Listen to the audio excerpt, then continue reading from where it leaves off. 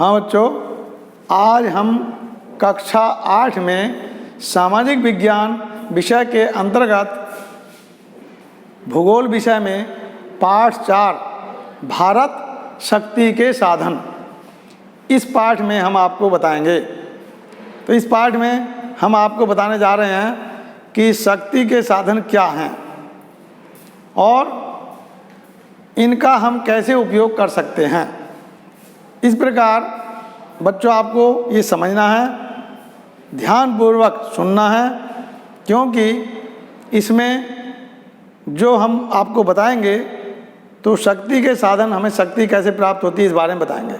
किन किन साधनों से प्राप्त होती है, वो कौन से खनिज हैं या कौन से स्रोत हैं जिनसे हमें ऊर्जा मिलती है। जैसे बच्चों हम जानते हैं कि हम और आपको भोजन से भी ऊर्जा मिलती है। मनुष्य को भोजन से ऊर्जा प्राप्त होती है। अब वो भोजन किसी प्रकार का हो सकता है, दूध ले रहे हैं, फल ले रहे हैं, या दाल रोटी खा रहे हैं, सब्जी से रोटी खा रहे हैं।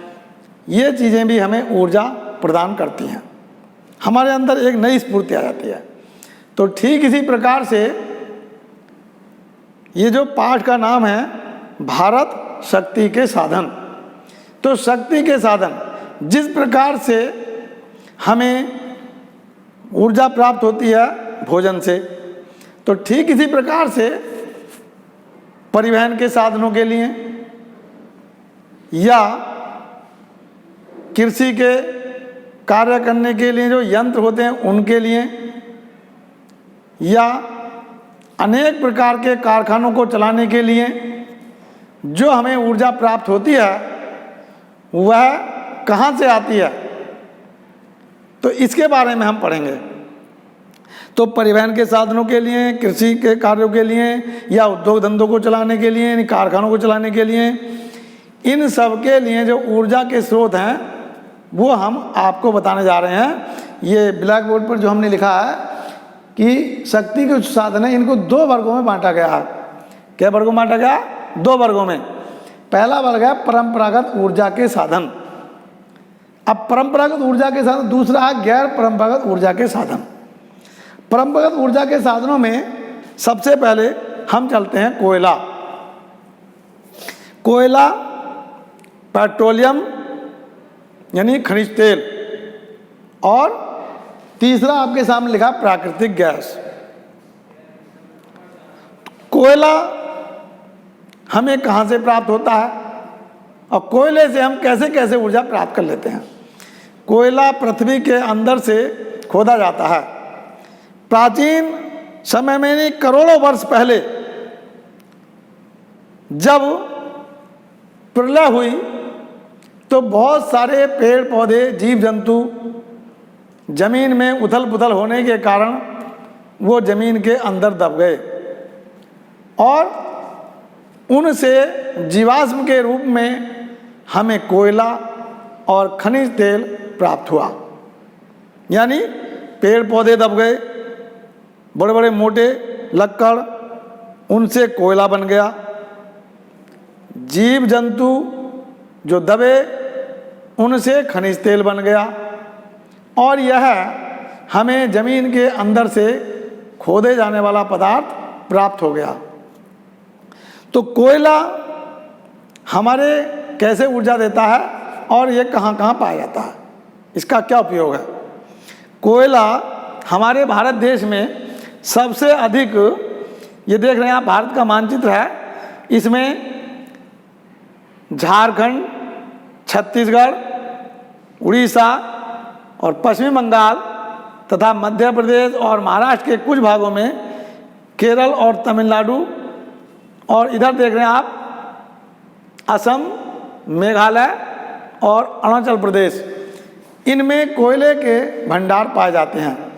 तो सबसे ज़्यादा जो कोयला बताया मैंने आपको, इन 4 प्रदेशों में, झारखंड, छत्तीसगढ़, उड़ीसा, पश्चिम बंगाल, इनमें अधिक पाया जाता है। कोयला कैसे हमें ऊर्जा देता है, इसका हम क्या उपयोग कर सकते हैं। तो कोयला हमें ईंधन के रूप में भी काम में आता है। बड़े बड़े लोहा इस्पात के कारखानों में और बड़ी बड़ी फैक्ट्रियों में जिनमें कोयले का उपयोग ईंधन के रूप में हम करते हैं। और जैसे कि लोहा इस्पात के कारखाने हैं, तो लोहे को गलाने में कोयले का उपयोग होता है।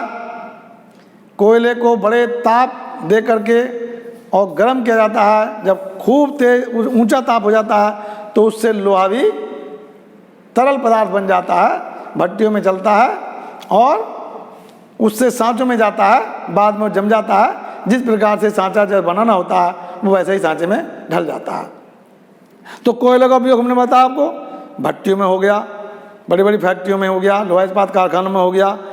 रेल के इंजन में कोयला का प्रयोग होता है और उससे स्टीम बनती है, भाप बनती है। और वो स्टीम इंजन से भाप जो बनती है उसमें शक्ति होती है। जैसा कि जेम्स वाट ने आपको बताया था, भाप की खोज उसी ने की थी कि एक केतली में पानी भर के रख दिया, वो गर्म हो रहा था, धीरे धीरे उसमें उबाल आया, ठंडा पानी जो नीचे आया गर्म ऊपर आया, और बाद में उसका तापमान जब 100 डिग्री से ऊपर पहुंच गया तो वो खोलने लगा और ढक्कन को ऊपर उठाने लगा, क्योंकि भाप में शक्ति होती है। ऐसे ही उसमें फिर जेम्स वाट नाम के वैज्ञानिक ने खोज की भाप में शक्ति है। इस भाप की शक्ति से ही कोयले से जला करके और पानी की सहायता से भाप बनाई गई, स्टीम बनाई गई, जिससे कि कोयले से चलने वाले इंजन रेल में खींचने के काम आए और उससे रेल के इंजन खींचे गए। तो उसका कोयले का प्रयोग रेल के इंजनों में किया गया। घरों में भी हम कोयले का प्रयोग करते हैं ईंधन के रूप में, अंगीठियों में जलाते हैं, चूल्हे में जला लेते हैं। इसी प्रकार से जो ईंट के भट्टे होते हैं उनमें भी कोयला ईंटों को पकाने के लिए काम आता है और ऊंची चिमनियाँ लगा करके उस धुएं को ऊपर आसमान में छोड़ देते हैं, जिससे कि नीचे का वातावरण गंदा ना हो। तो कोयले का उपयोग हम बिजली बनाने में भी करते हैं, क्योंकि विद्युत बनाने के लिए सबसे पहले कोयले का ही उपयोग किया गया था। हमारे ही उत्तर प्रदेश में चंदौसी जो संभल जिले में आता है, वहाँ पर भी पहले कोयले से बनाने का, बिजली बनाने का कारखाना था, किंतु वो बंद हो गया। तो बहुत सारे कोयले से बिजली बनाने वाले के कारखाने संयंत्र जो अब भी चल रहे हैं। तो इस प्रकार से कोयला हमारा बहुत उपयोगी है। अब दूसरा आता है खनिज तेल या पेट्रोलियम। तो खनिज तेल और पेट्रोलियम भी पृथ्वी से खोदे जाने वाला पदार्थ है। यह भी हमारे अनेक प्रकार से काम आता है। और ये भारत में कहाँ कहाँ पाया जाता है इसको बताता हूँ पहले मैं। तो भारत में कोयला, वो खनिज तेल गुजरात और महाराष्ट्र में समुद्र के किनारे मुंबई हाई क्षेत्र, तथा इधर ये पीला पीला देख रहे हैं आप, असम और मेघालय, इन प्रदेशों में सबसे अधिक खनिज तेल पाया जाता है। तो सबसे प्रारंभिक खनिज तेल असम में ही पाया जाता था, जहाँ पर डिगबोई, नूनमती ये तेल के प्रमुख केंद्र हैं। उसके बाद में मुंबई हाई समुद्र के किनारे महाराष्ट्र प्रदेश में मुंबई हाई के नाम से समुद्र में से ही किनारे पर ही समुद्र में तेल की खोज की गई और मुंबई हाई नाम के क्षेत्र से वो प्रसिद्ध हुआ। इसी प्रकार से ये तेल क्षेत्र हमारे देश की आवश्यकता की पूर्ति नहीं कर पाते, तो हमें विदेशों से यानी खाड़ी देशों से तेल मंगाना पड़ता है। सऊदी अरब, ईरान, इराक आदि देशों से हम तेल मंगाते हैं। इसी प्रकार अब तीसरा जो आता है ये, हाँ इसका उपयोग बताता हूँ मैं। खनिज तेल का उपयोग हम प्रत्येक वाहन में करते हैं, यानी छोटे से छोटा वाहन और बड़े से बड़ा वाहन में हम खनिज तेल का प्रयोग करते हैं। जब हम खनिज तेल ज़मीन से निकालते हैं तो हमें कच्चा तेल प्राप्त होता है, जिसमें अनेक प्रकार के मिश्रण होते हैं, मिट्टी भी मिली होती है। उसके लिए हमारे देश में तेल को साफ करने के लिए कुछ शोधनशालाएँ बनाई गई हैं, तेल शोधनशाला। उत्तर प्रदेश में केवल एक ही तेल शोधनशाला है जो आगरा में है, मथुरा में है। और मथुरा में जो तेल शोधनशाला है वहाँ पर तेल को रिफाइनरी के द्वारा साफ किया जाता है। तो उत्तर प्रदेश में मथुरा में तेल शोधनशाला आपने पढ़ी। इसी प्रकार से भारत में अन्य स्थानों पर भी बहुत सारी तेल शोधनशालाएँ बनी हुई हैं, जहाँ पर तेल को साफ करके और उसको अलग अलग वैरायटियों में बांटा जाता है। तो जब तेल कच्चा होता है उसको निकाला जाता है। शोधनशालाओं में जब तेल को अलग अलग वैरायटियों में बांटा जाता है, मानी मिट्टी का तेल जिसे कैरोसिन कहते हैं, वो भी इस कच्चे तेल से प्राप्त होता है। उसके बाद डीजल भी जो गाड़ियों में चलता है, वाहनों में चलता है, ट्रकों में, बसों में, रेलों में, अनेक प्रकार के वाहनों में चलता है, छोटे बड़ी गाड़ियों में चलता है, तो वह भी इसी कच्चे तेल से प्राप्त होता है। और उसके बाद में पेट्रोल जो हमारे तेज़ चलने वाले वाहनों में, मोटरसाइकिल में, मारुतियों में प्रयोग होता है, वो भी इसी से मिलता है। और हवाई जहाज में चलने वाला बहुत हल्का तेल, वह तेल भी इसी तेल से वैरायटी निकलती है। तो रिफाइनरी के द्वारा इस तेल की बहुत सारी वैरायटी होती हैं। फिर सफ़ेद तेल होता है जिसमें चिकनाई कम होती है, वो मिट्टी जो इंजन से कुट्टी काटते हैं उसमें काम आ जाता है। और उसके बाद में जो कचरा बनता है, जो बचता है, वो डाबर जिसे कहते हैं, कोल तार, वो सड़कों के बनाने के काम आता है। तो इस प्रकार से कक्षा 8 में खनिज तेल जो ज़मीन से निकलता है उसकी एक मशीन का चित्र भी दिया हुआ है, जो आप अपने कापी में बनाएंगे। और उस चित्र के द्वारा हम पता लगता है कि इस खनिज तेल से कितनी वैरायटी के प्रकार का तेल निकलता है और हमारा अनेक प्रकार से उपयोग में आता है। तो ये थे बच्चों परंपरागत साधन। अब एक है प्राकृतिक गैस। प्राकृतिक गैस आप जानते हैं ये भी ज़मीन से निकाली जाती है। जैसे कि हम खाना बनाते हैं रसोई गैस में, तो ये प्राकृतिक गैस ही है। किंतु ये जो चीज़ें हैं परंपरागत ऊर्जा के साधन, ये सीमित हैं। इनको उपयोग करने के बाद ये कम होते रहते हैं और एक समय ऐसा आएगा कि ये समाप्त हो जाएंगे। इसलिए हम इनको कम से कम उपयोग करें और अधिक से अधिक काम करें, इनका बर्बादी ना करें। तो इसी प्रकार से प्राकृतिक गैस हमारे खाना बनाने का काम आती है। प्राकृतिक गैस से हम अनेक प्रकार के जो कारखाने चलाते हैं उनमें भी काम आती है, होटल उद्योग में काम आती है। तो अनेक जगह हम प्राकृतिक गैस का प्रयोग ईंधन के रूप में करते हैं। अब बच्चों ये दूसरा है गैर परंपरागत ऊर्जा के साधन। इसमें ऐसे साधन हैं जो कभी समाप्त नहीं होते, जो प्रकृति ने हमें निःशुल्क उपहार के रूप में दिए हैं। सौर ऊर्जा, सूर्य कभी समाप्त नहीं होने वाला है। तो सूर्य से जो हमें गर्मी प्राप्त होती है उसे सौर ऊर्जा कहते हैं। अब आपने देखा होगा घरों में या स्कूल में या पेट्रोल पंपों पर या अनेक रेलवे स्टेशनों पर आपने देखा होगा बड़े बड़े पैनल लगे होते हैं और सूरज की तरफ लगे रहते हैं। सूरज से वो गर्मी ग्रहण करते हैं, ऊर्जा ग्रहण करते हैं और उस ऊर्जा से फिर हमारे बिजली बनती है, जो हमारे बल्ब जलाती है, जो हमें अनेक प्रकार के उपकरण चलाने के लिए, यानी आप चाहे हीटर चलाओ, चाहे फ्रिज चलाओ, कूलर चलाओ, पंखे चलाओ, ये सब बिजली के अनेक प्रकार के पेट्रोल पंप पे भी जितनी मशीनें वो सब उसी से चलती हैं, सौर ऊर्जा से। तो सौर ऊर्जा एक ऐसी चीज़ है जो हमें निःशुल्क प्राप्त होती है, किंतु एक बार लगाने के बाद में उसका बिल देना नहीं पड़ता, जैसे बिजली का बिल बार बार देना पड़ता है। तो ये बहुत अच्छा, हमारे देश में सबसे पहले इसका विकास हुआ। और गुजरात में माधापुर नाम का जो स्थान है, सबसे ज़्यादा ऊर्जा का जो प्रमुख केंद्र है पूरे भारत में, वो माधापुर गुजरात में है। सबसे अधिक वहाँ सौर ऊर्जा बनाई जाती है। अब धीरे धीरे अनेक स्थानों पर मोदी सरकार ने भी इसको प्रोत्साहन दिया, इसकी सहायता के लिए बहुत से कदम उठाए हैं और सौर ऊर्जा का विकास तेज़ी से बढ़ रहा है, जिससे कि हमारी जो जल विद्युत ऊर्जा है या पवन ऊर्जा है या परमाणु ऊर्जा है, उनसे छुटकारा पाने के लिए हम इस सौर ऊर्जा का प्रयोग कर रहे हैं। क्यों? क्योंकि इससे प्रदूषण नहीं होता, इससे प्रदूषण नहीं होता। इसी प्रकार से अब हम चलते हैं परमाणु ऊर्जा।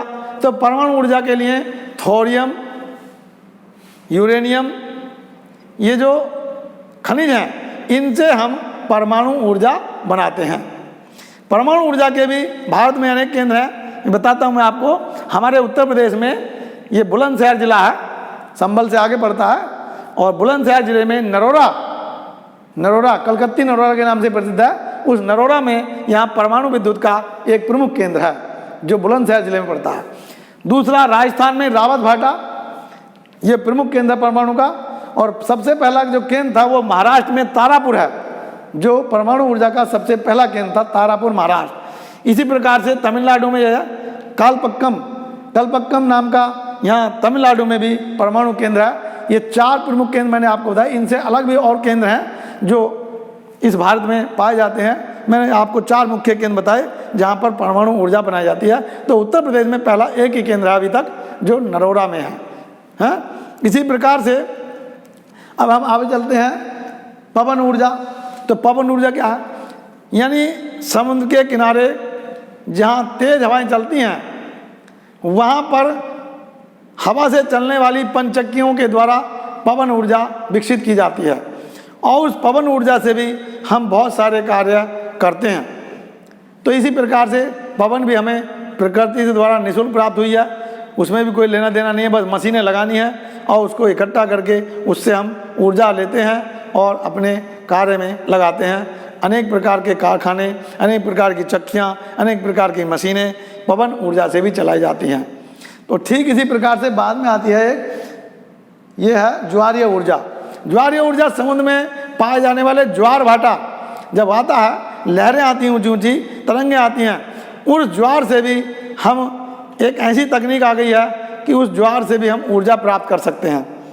इसी प्रकार की ऊर्जा हम समुद्र के किनारे आने वाले समुद्र में लहरों से जो ज्वार भाटा आता है, उन लहरों से, ज्वार भाटे से ज्वारीय ऊर्जा प्राप्त करते हैं। और इसी प्रकार से अब आती है बायोगैस। बायोगैस यानी गांव में आप देखते हैं गोबर से बायोगैस बनाई जाती है। पशुओं का जो गोबर होता है और या मनुष्य के मलमूत्र से भी ये बायोगैस बनाई जाती है। इससे हमारे घरों में रोशनी होती है और छोटे मोटे जैसे पंखे चलते हैं या मशीनें चलती हैं, तो बायोगैस भी हमारी ऊर्जा देती है, जिससे हमारे घरों में अनेक प्रकार के कार्य होते हैं, अनेक प्रकार की मशीनें चलाई जाती हैं। तो ये बायोगैस भी समाप्त नहीं होने वाली है। ठीक इसी प्रकार से अब एक और है जल विद्युत। तो जल विद्युत यानी हम जानते हैं हमारे देश में 71.8% भाग पर जल है। जल कभी समाप्त नहीं होने वाला, 2/3 भाग पर जल है। और जल से कैसे ऊर्जा बनाई जाती है? बड़ी बड़ी नदियों पर बांध बनाकर पानी को इकट्ठा किया जाता है और उस बांध बनाकर जब इकट्ठा किया जाता है तो उस बांध पर फिर बिजली के बनाने के लिए अनेक प्रकार के बॉयलर लगाए जाते हैं। पानी को ऊपर से तेज धार से उन बॉयलरों पर छोड़ा जाता है और जिससे ऊर्जा उत्पन्न होती है और वहाँ पर बड़े बड़े बिजली घर बना करके उस ऊर्जा को बिजली घरों के बड़े बड़े ट्रांसफार्मरों में प्रवाहित करते हैं और वहाँ से फिर बिजली लाइनों के द्वारा तारों में प्रवाहित करके अनेक बड़े बड़े बिजली घरों को भेज जाती है। वहाँ से फिर छोटे बिजली घरों को भेज जाती है और छोटे बिजली घरों से फिर अनेक क्षेत्रों में, फैक्ट्रियों में या देहात क्षेत्रों में इसको भेजा जाता है और घरेलू उपयोग में भेजा जाता है। तो लाइन, बड़ी लाइन से छोटी लाइन में करने के लिए इसमें ट्रांसफार्मरों की प्रयोग किया जाता है। इस जल विद्युत से हम अनेक बड़े बड़े कारखाने चलाते हैं और जल विद्युत से ही हम अपने घरों में रोशनी करते हैं। जितनी तारों की बिजली आ रही है वो सब जल विद्युतों की आ रही है, जल विद्युत से बनाई जाती है। हमारे देश में जल विद्युत का अनेक प्रकार की नदियों पर बांध बनाए गए हैं। मुख्य बताता हूँ आपको, ये जो है ये आप देख रहे हैं पंजाब में भाखड़ा नागल बांध जो भारत का सबसे ऊंचा, सबसे बड़ा बांध है, सबसे ऊंचा बांध है वो, जो भाखड़ा और नागल दो स्थानों पर बनाया गया, सतलज नदी पर बनाया गया और यहाँ पर बहुत बड़ी बांध बनाकर बिजली बनाई जाती है। ये सतलज नदी पर बनाया गया बांध पंजाब में है। इसी प्रकार से ये उड़ीसा देख रहे हैं आप, उड़ीसा में भारत का सबसे बड़ा बांध, ये सबसे ऊंचा बांध था, ये सबसे बड़ा बांध है हीराकुंड बांध, जो कि महानदी पर बनाया गया है और उड़ीसा में इस पर बिजली बनाई जाती है हीराकुंड बांध में। इसी प्रकार से आप यहाँ देख रहे हैं आंध्र प्रदेश, यहाँ पर तुंगभद्रा नदी पर एक बांध बनाया गया है जहाँ पर बिजली बनाई जाती है और नदियों में बाढ़ आने को भी रोकता है। इससे अनेक फायदे होते हैं। बांध बना करके बिजली बनाई जाती है और जो पानी शेष बचता है उस पानी को नहरों के द्वारा सिंचाई के लिए किसानों को भेज दिया जाता है, उससे सिंचाई होती है बड़ी मात्रा में। और वहाँ पर एक मत्स्य पालन का केंद्र भी खोला जाता है, उस पर मछली पाली जाती हैं।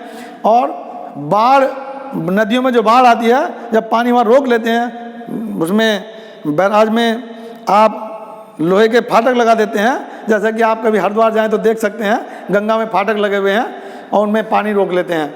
तो इसी प्रकार से बड़े बड़े बांधों पर डाम बनाकर पानी रोक करके और बांध में जो नदियों में बाढ़ आती है उसको भी रोका जाता है। और इसी प्रकार से हरियाली, पर्यावरण को प्रदूषण से बचाने के लिए हरियाली क्षेत्र बनाया जाता है। ये भी जहाँ वहाँ बांध होते हैं वहाँ काम होता है। इसी प्रकार से कावेरी नदी पर भी बांध बनाया गया है। और अब हम देखते हैं यहाँ पर उत्तर प्रदेश में आप आते हैं तो मिर्ज़ापुर के आसपास यहाँ पर रिहंद नदी, तो रिहंद नदी पर एक बांध बनाया गया है जो कि बहुत बड़ा बांध है, जो पूर्वी उत्तर प्रदेश को बिजली प्रदान करता है। ठीक इसी प्रकार से उत्तराखंड में टिहरी गढ़वाल में एक बहुत बड़ा बांध बनाया गया है, टिहरी बांध। वह 25 वर्ष में बनकर तैयार हुआ था और वहाँ पर बहुत बड़ी मात्रा में बिजली बनाई जाती है। और ठीक इसी प्रकार से आप अपने जिला बिजनौर में भी आपने सुना होगा रामगंगा नदी पर कालागढ़ बांध बनाया गया है। रामगंगा ये बिजनौर जिले में आती है, कालागढ़ बांध यानी कालागढ़ बांध से भी बिजली हमें मिलती है। तो कालागढ़ आपने देखा होगा, नहीं देखा तो आप देख लेना, ये बिजनौर ज़िले में पड़ता है। धामपुर से आगे ये कालागढ़ को रोड जा रही है, या फिर इधर काशीपुर से भी कालागढ़ को रोड जा रही है। तो वहाँ पर कालागढ़ में रांगा नदी पर बांध बनाया गया है। इसी प्रकार से छोटे छोटे अनेक बिजली घर बनाए गए हैं जहाँ पर हमें बिजली प्राप्त होती है। तो इस प्रकार हमें जल विद्युत से अनेक से कार्य होते हैं। अब हम बताते हैं ये संरक्षण कैसे होता है इसका। हम ऊर्जा के जो साधन हैं, जो ऊर्जा के स्रोत हैं, उनका हमें संरक्षण करना बहुत जरूरी है। क्यों? क्योंकि हमारी जो अब ये पीढ़ी है, ये संरक्षण नहीं करेगी तो आने वाली भावी पीढ़ी को हमारे ये ऊर्जा के संसाधन नहीं मिलेंगे। तो इसलिए आगे वाली पीढ़ी का भी काम चलाने के लिए हमें इनका कम से कम दोहन करना चाहिए और इनकी बर्बादी नहीं करनी चाहिए। इनका उपयोग तो करें किंतु इनका बर्बादी ना करें। तो इसके लिए हम इन अपने आप पर कंट्रोल करें। जैसे पानी बहता रहता है, टोंटी खुली रहती है और उसको हम बंद नहीं करते, निकलते चले जाते हैं। तो इस प्रकार से पानी की बर्बादी होती है, उसे रोकिए। गांव में या शहर में अब आपके जो पानी की बर्बादी हो रही है वो सबसे ज़्यादा हो रही है जो समरसेबिल लगे हुए हैं उनसे ज़्यादा हो रही है। जैसे कि एक भैंस नहानी है या एक आदमी नहाता है तो वो इतने साबुन लगा कर तो वो पानी चलता रहता है। एक भैंस नहानी है, भैंस को आप साफ करोगे, ऊपर खरारा फेरोगे तो पानी चलता रहता है। इन एक आदमी नहाने के लिए जो 1 बाल्टी 2 बाल्टी में नहा सकता है, उसके लिए सैकड़ों बाल्टी पानी बर्बाद जाता है। तो इस प्रकार से पानी की बर्बादी, खेतों में भी पानी छोड़ देते हैं क्योंकि बिल तो देना ही है, चल रहा है। अपना खेत भर गया, दूसरे का भर गया, अब दूसरे का भी पड़ोस में भले ही जब खेती बोई हो वो बर्बाद हो जाता है, उसको दोबारा बोना पड़ता है। तो देखते ही नहीं है। यानी पानी की बर्बादी को रोकना हमारे लिए बहुत ज़रूरी है। तो इसलिए जल को भी रोकना। ये सभी साधन ऐसे हैं जो कोयले का भी कम उपयोग करें, पेट्रोलियम और प्राकृतिक गैस का भी ऐसा उपयोग करें, उनकी बचत करें। गैस चल रही है और आप जो उसको ध्यान नहीं दे रहे हैं, खाली गैस जा रही है, तो इस प्रकार से रसोई गैस में भी हम उसका उपयोग कर सकते हैं। कम से कम उसको ध्यान से, जब सब काम अपना बनाना है, खाना बनाना, तो उससे पहले सब तैयारी हो जाए, उसके बाद गैस चलाएं। तो इस प्रकार से हम बच्चों आपको बताया ये ऊर्जा के स्रोत यानी शक्ति के साधन जिनसे हमें शक्ति प्राप्त होती है, इनके बारे में हमने आपको समझाया और आप पढ़ें ध्यानपूर्वक। PDF मैंने इसकी आपको कल ही भेज दी है और उसको आप कॉपी में उतार लेंगे क्योंकि यहाँ पर नेट सिस्टम कुछ गड़बड़ा रहा है, इसलिए कल वीडियो नहीं गई थी और हो सकता है वीडियो आज भी ना पहुँचे तो पहुँच जाएगी। किंतु आपको PDF का काम मिल गया है, उसको आप लिख लेना और अपना याद करना। ये पाठ परीक्षा में भी आएगा, ऑनलाइन इसी परीक्षा में भी आएगा और इस पर ध्यान दें। ठीक है, धन्यवाद।